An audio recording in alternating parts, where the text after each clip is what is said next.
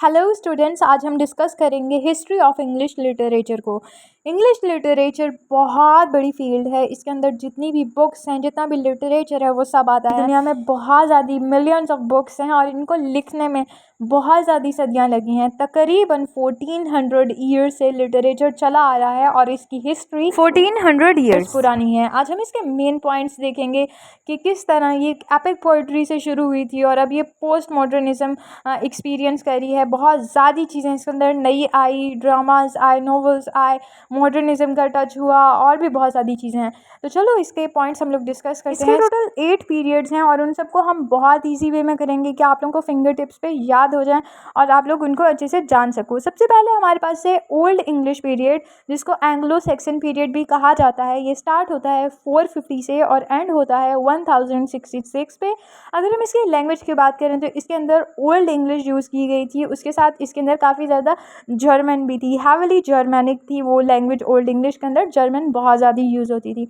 अगर हम इसके की वर्क की बात करें तो हमारे पास की वर्क है बीवुल्फ का, जो कि एक हीरोइक एपिक है और बहुत ही फेमस भी है। अगर हम इसकी थीम्स की बात करें तो वो है हमारे पास heroism, fate, Christian, pagan tensions. जैसे हम लोग यहाँ पे टेल्स सुनते हैं, पुरानी कहानियाँ सुनते हैं, तो उनके अंदर एक हीरो होता है, वो बचाता है और ये सब होता है, वही सब इस पीरियड में था। फिर नेक्स्ट हमारे पास है मिडिल इंग्लिश पीरियड, जो कि स्टार्ट होता है 1066 से और एंड होता है 1500 पे। अब इस पीरियड में क्या होता है कि एकदम से बहुत ज़्यादा चेंज आ जाता है। हीरोइक डीड्स और इन सब से हट के बहुत अलग चीज़ें आने लग जाती हैं। वो इसलिए आती हैं क्योंकि इस वाले पीरियड पे बहुत ज़्यादा इन्फ्लुएंस था। Norman conquest introduced by French and Latin, इसका बहुत ज़्यादा इन्फ्लुएंस रहा। अगर हम इसके की फिगर्स की बात करें तो हमारे पास हैं जॉर्ज जॉफरी चॉसर और उनका वर्क द कैंटरबरी टेल्स। अगर हम इसकी थीम्स की बात करें तो वो है सोशल सटायर, पिलग्रिमेज और मॉरलिटी। नेक्स्ट हमारे पास आता है रेनेसांस, जो कि बहुत ज़्यादा फेमस पीरियड है। आप लोगों ने इसका नाम भी सुना होगा। इसको अर्ली मॉडर्न पीरियड भी कहा जाता है।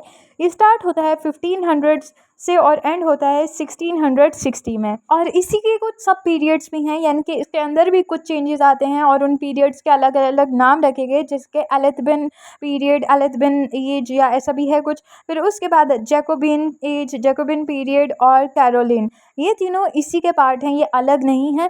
फिर उसके बाद अगर हम इसकी की फिगर्स की बात करें तो यहाँ पे हमारे पास आते हैं विलियम शेक्सपियर, जो कि इंग्लिश लिटरेचर उनके बगैर है ही नहीं। William Shakespeare, John Donne, Christopher Marlowe, ये तीनों बहुत अच्छे राइटर्स हैं। ये तीनों हमारे पास आते हैं रेनेसांस में। रेनेसांस इसी वजह से बहुत ज़्यादा फेमस है क्योंकि उसके अंदर इतने अच्छे अच्छे राइटर्स पैदा हुए। अगर हम इसके यानरा की बात करें तो यहाँ पे ड्रामा को इंट्रोड्यूस कराया गया और मेटाफिजिकल पोइट्री को इंट्रोड्यूस कराया, यानी कि ड्रामा जो कि पहले नहीं था वो यहाँ पर लाया गया। अब यहाँ पे थिएटर, प्लेस और ये भी स्टार्ट हो गए थे और इसके अंदर मेटाफिजिकल पोइट्री थी, यानी कि रियलिटी से हटकर बातें होने लगी। पोइट्री बहुत कमाल की लिखी गई, जैसे कि हमारे पास विलियम शेक्सपियर, जॉन डन, इन सब की पोइट्री भी बहुत अच्छी है। और अगर हम थीम्स की बात करें तो यहाँ पे ह्यूमनिज्म पर बात की गई, लव पर बात की गई, मोरालिटी पर बात की गई और पॉलिटिकल पावर्स पर बात की गई। इसकी थीम्स भी बहुत पावरफुल थी। ह्यूमनिज्म पे जब कोई बात करेगा, लव पे कोई बात करेगा तो ज़रूर वो अट्रैक्ट करेंगी। फिर इसके बाद नेक्स्ट हमारे पास आता है न्यू क्लासिकल पीरियड, जो कि स्टार्ट होता है 1660 से और एंड होता है 1798 में। इसके अंदर भी कुछ सब पीरियड्स आ रहे हैं, जैसे कि रेस्टोरेशन एज और ऑगस्टिन एज, ये दोनों भी फेमस हैं। अगर आपसे कोई पूछे तो आपको पता होना चाहिए कि न्यू क्लासिकल पीरियड में आती हैं और डेट्स तो आप लोगों ने याद ही रखनी है। इस पीरियड की अगर हम न्यू क्लासिकल पीरियड देखें तो इसके की फिगर्स हैं हमारे पास जॉन ड्राइडन और अलेक्जेंडर पॉप और जोनाथन स्विफ्ट। ये तीनों राइटर्स भी बहुत कमाल के हैं। आपने ज़रूर इनके वर्क्स कहीं ना कहीं पढ़े होंगे या इनका नाम सुना होगा। अगर हम इनके स्टाइल की बात करें तो उसके अंदर बहुत ज़्यादा सटायर था, रीज़न था और ऑर्डर था। ये लॉजिकल चीज़ों पर बात करते थे न्यू क्लासिकल पीरियड वाले लोग। इनकी थीम्स भी थी रैशनलिज्म और सोशल क्रिटिक। ये सोसाइटी में जो कुछ बुरा हो रहा होता था उन सब पे बोलते थे। नेक्स्ट हमारे पास फिफ्थ पे आती है रोमांटिक पीरियड, जो कि स्टार्ट होता है 1798 से और एंड होता है 1837 में। अगर हम इसके की फिगर्स की बात करें तो हमारे पास हैं रोमांटिक पोइट्री के सबसे बड़े नाम विलियम वर्ड्सवर्थ, फिर उसके बाद सैम्यूल टेलर कॉलरिज और मैरी शेले, लॉर्ड बायरन। ये भी बहुत फेमस राइटर्स हैं। ये इसके की फिगर्स हैं रोमांटिक पीरियड के। इनकी थीम्स थी नेचर, इमोशन, इंडिविजुअलिज्म और इमेजिनेशन। और इनके जो भी वर्क्स हैं, ज़्यादातर वर्क्स वो एज अ रिएक्शन लिखे गए इंडस्ट्रियलिज्म के ख़िलाफ़ और एनलाइटमेंट और रैशनलिज्म के ख़िलाफ़। क्या तुम लोगों ने ये चीज़ें फैलाई हैं? कुछ नेचर को भी देखो, कुछ इमोशंस पे भी बात करो, कुछ अपने आप को पहचानो कि आप क्या हो। फिर उसके बाद 6 पे अगर हम देखें तो हमारे पास है विक्टोरियन पीरियड। ये भी आप लोगों ने सुना होगा।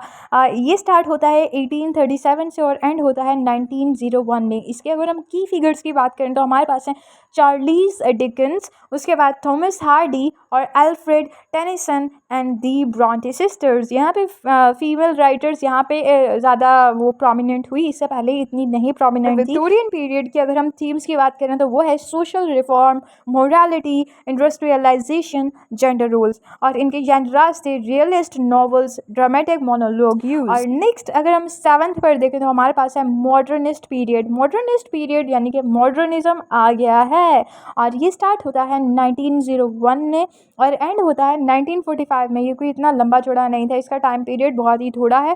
मॉडर्निज्म बहुत थोड़ा रहा है। इसके जो उनसे की फिगर्स हैं वो हैं T S. Eliot, Virginia Woolf, James Joyce, W.B. वीस्ट। ये बहुत फेमस राइटर्स हैं।